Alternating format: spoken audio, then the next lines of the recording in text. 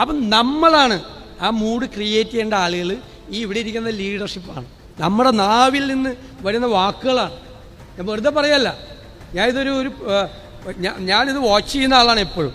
അതുകൊണ്ടാണ് നമ്മൾ കൊടുക്കണം, ജയിക്കണം, ജയിച്ചേ മതിയാവൂ, ജയിക്കും, ധൈര്യമായിട്ട് നിന്നോ എന്ന് പറയേ. അതിലൊരു ആളുകൾക്കൊരു വിശ്വാസമുണ്ട്.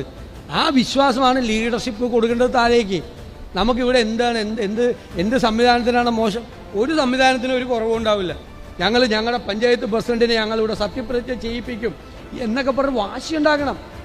നമ്മൾ തളർന്നു പോയാൽ എല്ലാവരും തളർന്നു പോകും. നമുക്ക് വാശിയില്ലെങ്കിൽ അവർക്കും വാശി വരില്ല.